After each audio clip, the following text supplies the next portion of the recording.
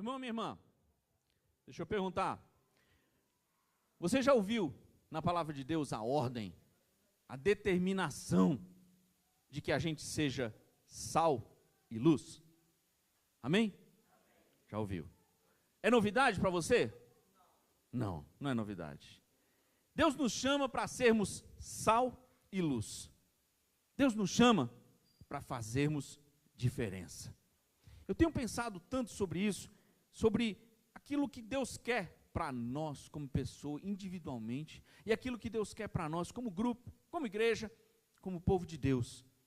Cada pedacinho, cada igreja, cada parte do corpo de Deus nesse local, onde Deus mesmo colocou, para a gente ser bênção na vida das pessoas. Esse texto de nós sermos sal e luz tem ficado na minha mente. O irmão já deve ter me ouvido falar diversas vezes sobre isso, mas ele tem estado presente comigo. Essa semana eu estava pensando mais uma vez sobre esse assunto, e aconteceu algo curiosíssimo. Eu estava no mercado, o irmão também é assim? As coisas acontecem, Deus vai falando com você, onde você vai andando, que bênção. Estava lá no mercado, e vi uma coisa interessantíssima, que um amigo meu tinha comentado algumas semanas atrás. Hoje em dia tem sal de todo tipo, né? Já reparou? Gente, tem sal, custa quase o preço de ouro. Tem um sal que parece que o sal que a pessoa pegou com a mão lá no Himalaia, subiu aquele negócio, desceu com um potinho e nos vende aqui por um valor impressionante, né? Pois é. Aí lá no mercado que eu fui, tinha uma prateleira assim de sal. Diversos, sal rosa, sal amarelo, sal, toda cor.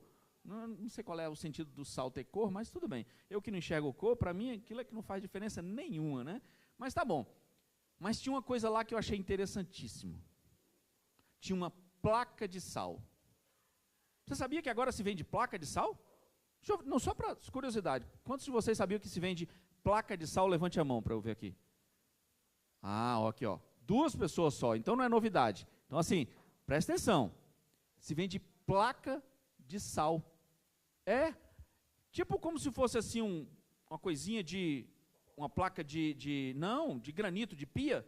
É grossinho assim, ó, tem uns 2 dedos de espessura. Sal sólido. A pessoa corta numa lâmina, aquele sal que custa caríssimo num saleirinho, ele vem numa placa. Sabe para quê? Para você fazer o churrasco em cima daquilo. Ah, você já começou a achar que é interessante, né? Ah, não tem mais aquele negócio de passar sal grosso em cima da carne e colocar na churrasqueira. Não, você põe a placa na churrasqueira, no fogo, e faz a carne em cima da placa de sal. Supostamente fica um negócio assim, maravilhoso. E tem mais, não é só para churrasco não. Tem umas sobremesas que você pode usar esta placa na churrasqueira, ou você pode congelá-la. E aí você serve determinadas coisas, determinadas iguarias, naquela placa de sal congelada lá no meio da mesa. Fiquei imaginando, coisa chique, né? Interessante, né? Eu disse assim, rapaz, o mundo é muito criativo mesmo, interessante. Deu vontade de eu adquirir. Quando eu olhei o preço, a vontade passou.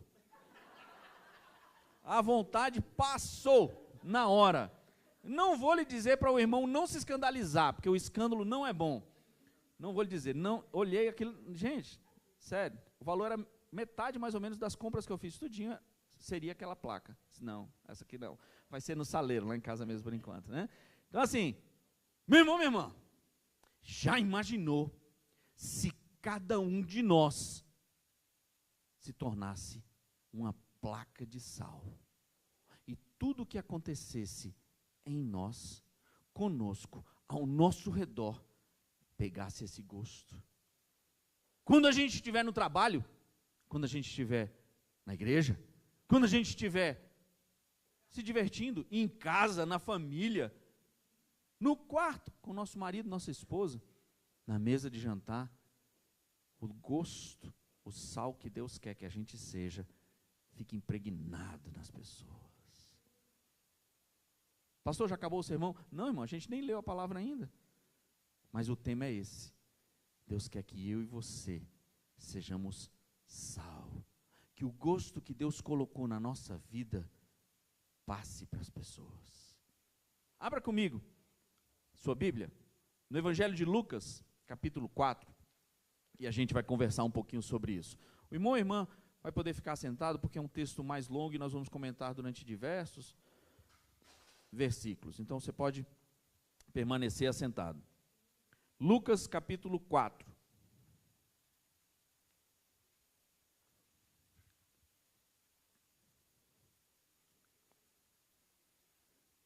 Começando no versículo 16, diz assim a palavra de Deus: Indo para Nazaré, onde fora criado, entrou num sábado na sinagoga, segundo o seu costume, e levantou-se para ler. Então lhe deram o livro do profeta Isaías, e abrindo o livro, achou o lugar onde estava escrito: O Espírito do Senhor está sobre mim, pelo que me ungiu para evangelizar os pobres, enviou-me para proclamar libertação aos cativos e restauração da vista aos cegos, para pôr em liberdade os oprimidos, e apregoar o ano aceitável do Senhor. Meu irmão e minha irmã, imagina aí, o que é que foi a sensação de ouvir o Cordeiro de Deus de pé na casa do Senhor, lendo essa palavra? Imagina aí a sensação, meu irmão. Não era uma leitura, não. Era a palavra falando. Era a própria palavra falando. Imagina o impacto que aquilo deve ter tido nas pessoas que o ouviam. Tendo fechado o livro, devolveu-o ao assistente e sentou-se. E todos na sinagoga tinham os olhos fitos nele. Está vendo? Meu irmão, minha irmã, deve ter sido algo simplesmente inenarrável. Uma sensação incrível. As pessoas com certeza não conseguiam explicar o que estava acontecendo, o que elas estavam sentindo. O Senhor Jesus lendo a palavra de Deus, e esse texto específico, que coisa maravilhosa. Então passou a Jesus dizer-lhes: Hoje se cumpriu a escritura que acabais de ouvir. Todos lhe davam testemunho e se maravilhavam das palavras de graça que lhe saíam dos lábios e perguntavam: Não é este o filho de José? Disse-lhe Jesus: Sem dúvida, citar-me-eis este provérbio: Médico, cura a ti mesmo. Tudo o que ouvimos ter se dado em Cafarnaum, faze-o também aqui na tua terra. E prosseguiu: De fato vos afirmo que nenhum profeta é bem recebido na sua própria terra. Ah, Senhor. Na verdade vos digo que muitas viúvas havia em Israel, no tempo de Elias, quando o céu se fechou por 3 anos e 6 meses, reinando grande fome em toda a terra. E a nenhuma delas Elias foi enviado, senão a uma viúva de Sarepta de Sidom. Havia também muitos leprosos em Israel nos dias do profeta Eliseu, e nenhum deles foi purificado, senão Naamã, o sírio. Todos na sinagoga, ouvindo estas coisas, se encheram de ira. E levantando-se, expulsaram-no da cidade e o levaram até o cimo do monte sobre o qual estava edificada, para de lá o precipitarem abaixo. O irmão está acompanhando o desenrolar da história? Eles estavam completamente, sabe assim, elevados, quando Jesus leu a palavra de Deus. E aí ele começou a falar a verdade, e a verdade começou a doer. Você já reparou como sal dói em ferida? Muitas vezes, sermos sal vai significar trazer às pessoas dor naquilo que elas sabem que precisam mudar. E aí às vezes a gente reclama. A gente diz que quer ser sal, começa a ser sal, e algumas pessoas vão ter problema com isso. Fique firme. Porque ser sal, às vezes, faz aparecer as feridas. Mas, se as pessoas deixarem o sal agir, as feridas são curadas. Tantas pessoas gostariam tanto de ter suas feridas curadas, mas não aplicam aquilo que precisa para que a cura aconteça. Pode ser que Deus tenha levantado você, a mim, a nós, para curarmos diversas feridas, sendo sal. Tantas vezes a gente esquece, passa por essa palavra e nem presta atenção. Olha só, eles o expulsaram, levaram Jesus para o alto do monte para o precipitarem de lá. Era assim que era para Jesus morrer? Não. Não era assim. Jesus precisava morrer no madeiro, porque era assim o plano de Deus para a nossa salvação. Aqueles escravos tinham que passar pela mão dele. O próprio Pai pensou assim, e o sangue que jorrou dali purificou o meu e o seu pecado. Jesus não ia morrer precipitado de um monte. E diz a palavra de Deus que Jesus, porém, passando por entre eles, retirou-se. Você viu Jesus estressado, preocupado com o que ia acontecer? Não. Jesus sabia exatamente o que ia acontecer. Jesus é sal, é luz. Tantas vezes o sal é aplicado assim. E a palavra de Deus continua, e desceu a Cafarnaum, cidade da Galiléia, e os ensinava no sábado, e muitos se maravilhavam da sua doutrina, porque a sua palavra era com autoridade. Achava-se na sinagoga um homem possesso de um espírito de demônio imundo, e bradou em alta voz: "Ah, que temos nós contigo, Jesus Nazareno? Vieste para perder-nos? Bem sei quem és, o Santo de Deus." Mas Jesus o repreendeu, dizendo: "Cala-te e sai deste homem." O demônio, depois de o ter lançado por terra no meio de todos, saiu dele sem lhe fazer mal.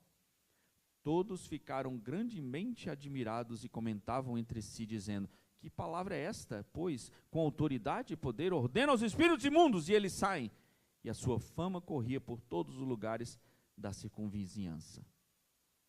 Muitas vezes, ser sal e luz é agir exatamente assim, libertando o mundo daquilo que ele precisa. Ser sal e luz é libertar também. Muitas vezes, as pessoas não vão conseguir se libertar daquilo que as prende, a não ser pela luz que Deus traz à sua vida. A sua mesmo, a minha mesmo, a nossa mesmo. Há momentos em que a libertação precisa ocorrer porque ela não vai acontecer de outro jeito.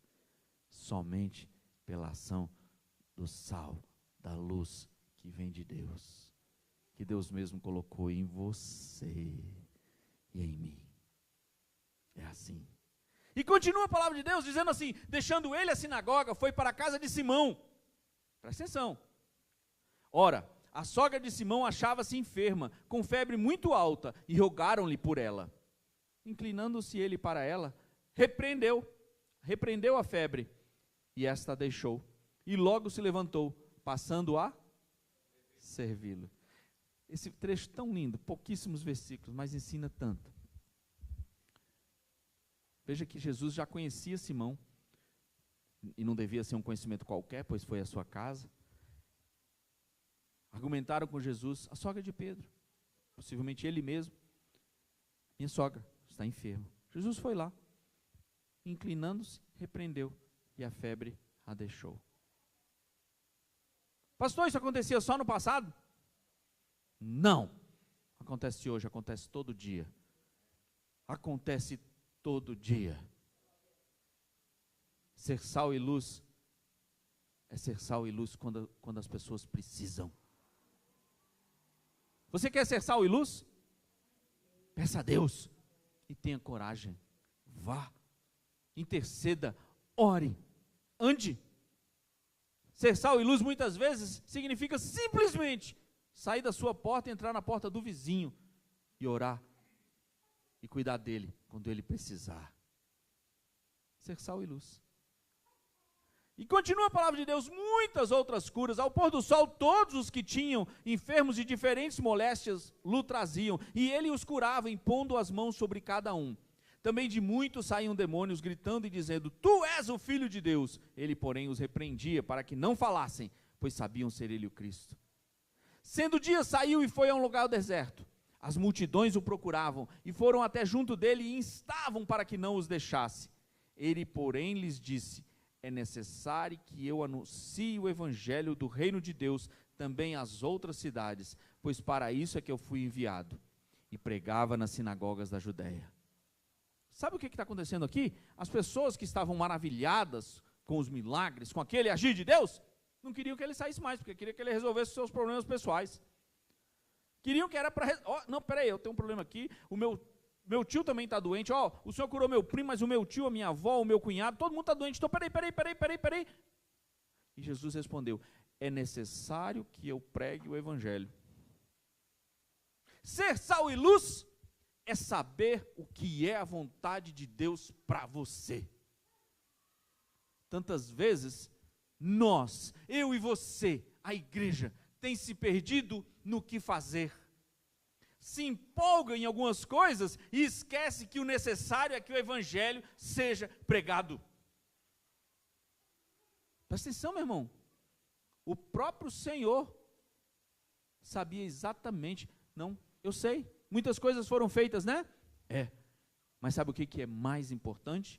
É que o evangelho seja pregado. Tem mais gente doente? Tem. Tem gente doente no mundo? Tem, muito. Deus quer que a gente atue? Quer, sim. Mas Deus não chamou a gente para ser hospital, não. Sabia? O próprio Senhor. Ele não ficou lá enquanto não tivesse nenhum doente, não. Os que estavam à mão, Ele curou. Os que estavam ali, os que vieram, Ele curou. Mas o ministério de Jesus não era simplesmente curar os doentes. Nem era simplesmente alimentar os pobres. Ele mesmo falou: os pobres sempre os tereis convosco. Por quê? Porque a vontade de Deus? Não, porque esse mundo jaz no pecado. Não se preocupe. Vai haver um local onde não vai haver fome, não vai haver dor, nem luto, nem lágrima, nem doença, nem velhice. Vai haver um lugar maravilhoso. Lá o pecado não tem poder. Não se preocupe. O Senhor sabia exatamente qual era a tarefa dele. Ser sal e luz significa saber, procurar de Deus, buscar de Deus. Observe que Jesus tinha acabado de buscar para saber de Deus qual era a vontade. As pessoas foram lá, buscaram ele, porque não queriam que ele parasse de fazer aquilo que brilhava nos olhos deles. Tantas vezes, nós pastores, nós igreja, a gente fica maravilhado: mas isso aqui que Deus está fazendo, isso aqui que é bom, isso aqui que chama as pessoas, isso aqui que dá ibope, isso aqui é que dá like, isso aqui é que dá curtidas, vamos continuar fazendo isso aqui. Ser sal e luz é saber qual é a vontade de Deus. A vontade de Deus é necessário que seja pregado o evangelho. É mais necessário que as pessoas se salvem do que as pessoas sejam curadas das enfermidades.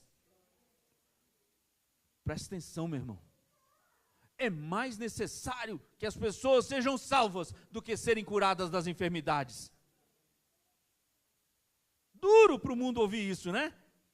Mas é ser sal e luz. Jesus sabia: vocês querem que eu fique aqui curando e alimentando, bom demais. Não. É necessário que eu pregue o evangelho. Ele é sal e luz. Ô, meu irmão, que coisa maravilhosa. E aí o texto chega finalmente no texto que a gente vai pregar. Pastor, agora que vai começar a mensagem, calma, irmão, já está acabando. Diz assim a palavra de Deus: aconteceu que, ao apertá-lo a multidão para ouvir a palavra de Deus, estava ele junto ao lago de Genezaré. Não sei se você é igual a mim, quando você lê a palavra de Deus, você fica imaginando. Eu acho que eu não nasci na época da radionovela, mas eu acho que eu ia gostar muito, porque eu fico ouvindo as coisas assim, né? Recentemente eu coloquei um CD da Bíblia lá no meu carro, estou gostando demais, porque eu fico ouvindo e fico imaginando a cena. Ao apertar a multidão, eu fico imaginando Jesus andando para trás assim, o povo chegando, não era que nem hoje em dia não, que os astros gospel tem lá uma corrente assim, né, gente, segurança para frente, não é assim não, meu amigo, era ali na beira do mar, era ali no meio, na areia mesmo, né, a multidão vinha vindo, e ele vindo para trás, e ele vindo. ao apertá-lo a multidão para ouvir a palavra de Deus, estava ele junto ao lago de Genezaré, e viu 2 barcos junto à praia do lago. Mas os pescadores, havendo desembarcado, lavavam as redes. Presta atenção, não perca a imagem não. De quem foi que Jesus acabou de curar a sogra? Pedro, Simão. Pois é. Você acha que esses pescadores que estavam lá não estavam ouvindo o que Jesus estava falando, não? Estavam, claro. Você acha que fazia 2 minutos que Jesus estava falando? Gente, Jesus devia estar falando lá há horas. E os pescadores lá chegaram, desembarcaram e estavam lavando as redes. Sabe quem é que estava lá lavando as redes? Simão. E viu 2 barcos junto à praia do lago, mas os pescadores, havendo desembarcado, lavavam as redes. Entrando em um dos barcos, que era o de Simão, pediu-lhe que o afastasse um pouco da praia. Você viu Jesus pedindo para entrar no barco? Viu? Não. Jesus entrou no barco. Jesus pediu para Pedro levar o barco mais para longe. Porque isso Pedro sabia fazer, né? Pedro sabia andar de barco, Pedro sabia navegar, Pedro sabia pescar. Veja que eles estavam lavando as redes, se preparando para eventualmente pescar de novo. Não tinham pego nada. Jesus olhou e entrou no barco. Irmão, sabe o que Deus quer de mim e de você? Quando a gente diz que quer ser sal e luz, sabe o que Deus quer de mim e de você? Entre no barco das pessoas. Como assim? Você vai entender. Tantas vezes, deixa eu fazer um parêntese. Deus tem movido no meu coração. Às vezes a gente prega, às vezes a gente fala, e eu vejo que as pessoas se empolgam. E nós erramos, nós pastores, nós líderes erramos, sabe por quê? Porque a gente aquece o coração das pessoas e não diz o que é para fazer. Essa semana eu estava orando e Deus falou exatamente isso comigo. Tá bom demais, tá bom. Você fala, aquece o coração das pessoas, mas diz o que é para elas fazerem, para elas poderem fazer. Você não está lá para liderar? Então fala, desafia. E eu chorei e disse, tá bom, Senhor, é assim? Então tá. Entre no barco das pessoas. Pedro vivia em função daquele barco. Se Pedro continuasse vivendo em função daquele barco, Pedro seria quem Jesus queria que ele fosse? Não. A vida de Pedro era aquele barco. Era de lá que ele tirava o sustento, era lá que ele tinha as amizades, era lá que ele vivia, era lá que ele conversava, era lá que ele vivia. Aquele barco era a vida de Pedro. Sabe o que Jesus fez? Entrou no barco de Pedro. Jesus já tinha falado com Pedro, Jesus já tinha curado a sogra de Pedro, já tinha milagre aconteceu na frente de Pedro, e Pedro continuou vivendo no seu barquinho. Pedro continuou vivendo a vida que ele sempre viveu. Jesus operou um milagre na família dele. Não sei se você já teve o privilégio de ver, eu já tive o privilégio de ver na minha família. O Felipe, Deus já curou 2 vezes. A Cris, Deus já curou 3 vezes de doenças consideradas incuráveis. Deus já curou diversas vezes. Minha mãe é testemunha e ela está aqui para dar o testemunho hoje. Eu já vi.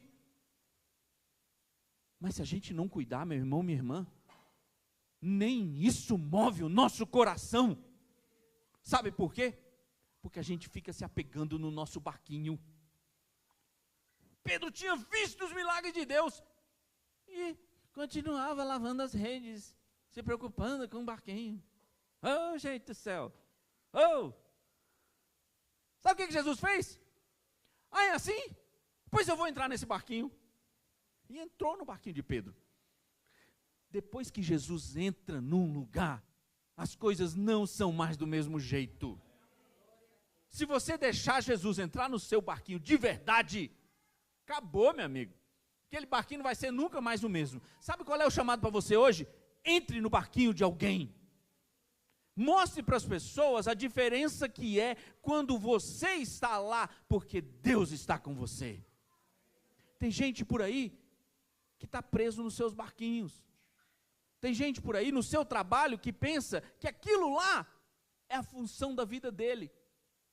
Talvez essa pessoa já tenha experimentado milagres, talvez essa pessoa já tenha se empolgado com a mensagem que ouviu, talvez essa pessoa já tenha chorado com algo que Deus fez e continua lá no seu barquinho. É para você entrar no barquinho dela e dizer assim: ó, vem cá, deixa eu entrar na sua vida.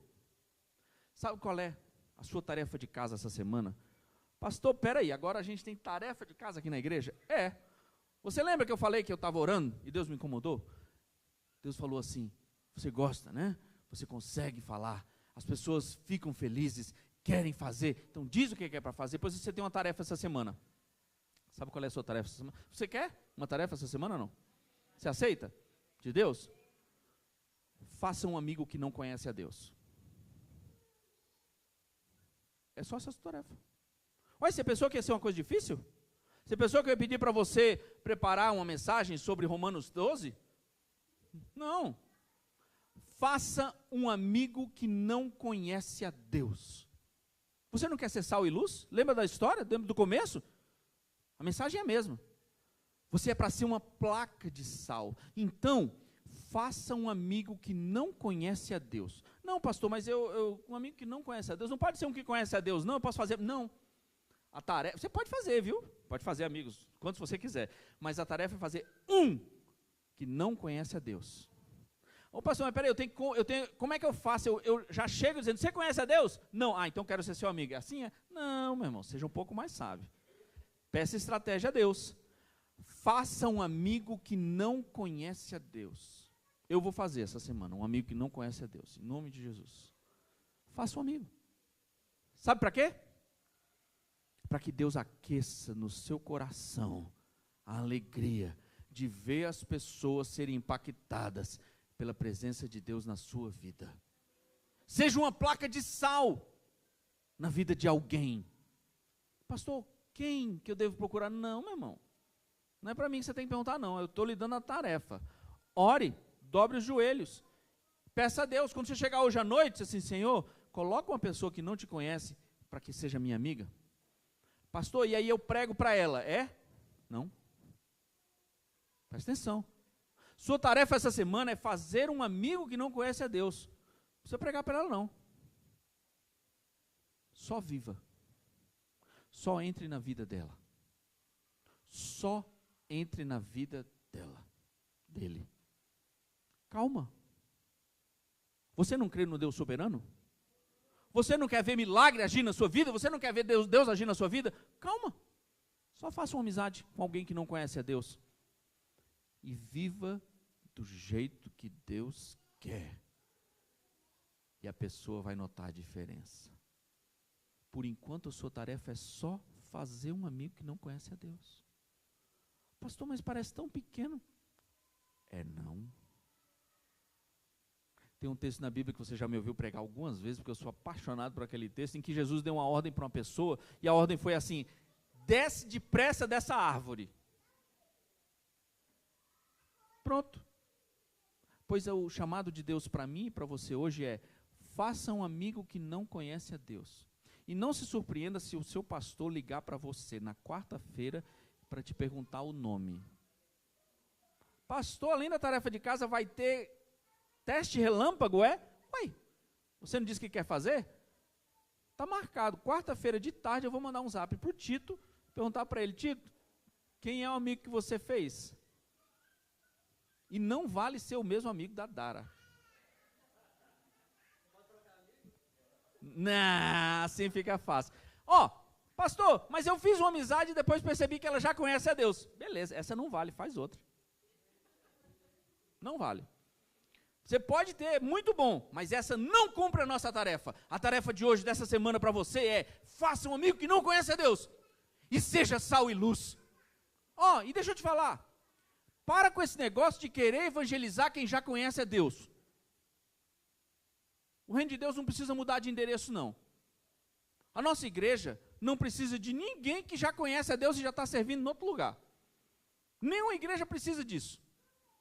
Os bancos que a gente ainda tem vazio aqui são para ser preenchidos com gente que não conhece a Deus. Faça uma amizade de alguém que não conhece. Faça!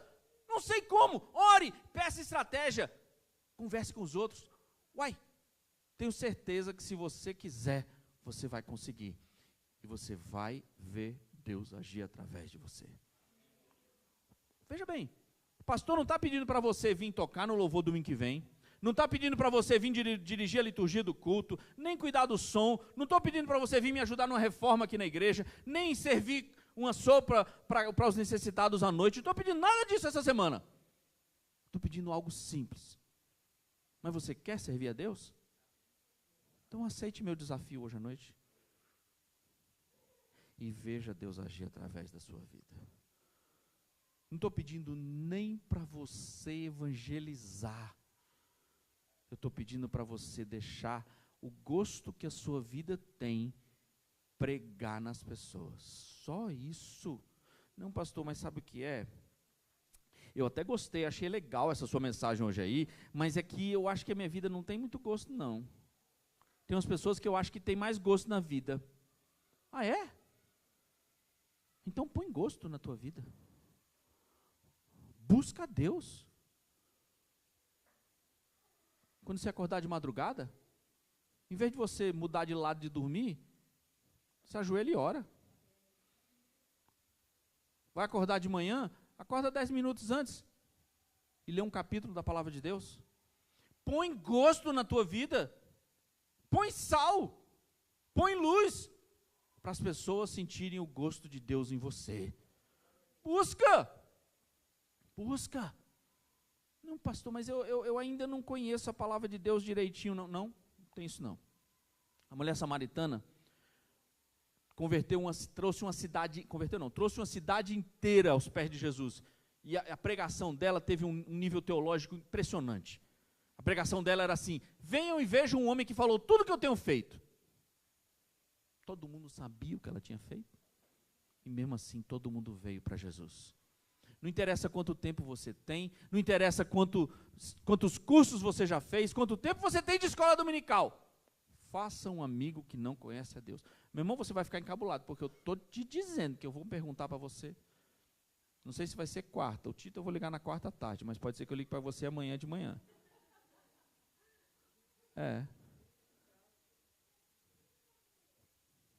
Parece brincadeira, mas é sério.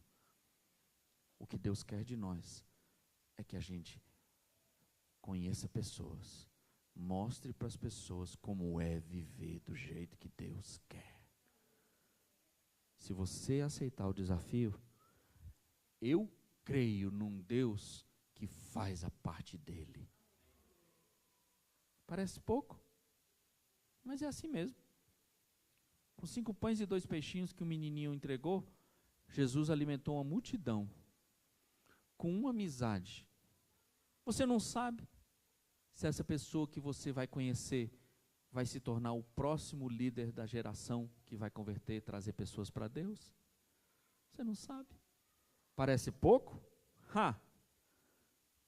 Deus é que sabe o que Ele faz com o nosso pouco. Nós somos pó, mas se a gente se entregar para Deus, Ele pode usar. Você entendeu o que Deus falou com você hoje? Você está disposto? Você não pode mais dizer que eu não falei o que era para fazer. Eu preguei. Eu falei. Eu te propus um desafio. Cada um de nós decide se vai aceitar ou não. Aceita o desafio? Vale a pena viver com Deus. Em nome de Jesus. Quem tem ouvidos para ouvir? Ouça o que Deus nos fala hoje. Em nome de Jesus. Glória a Deus.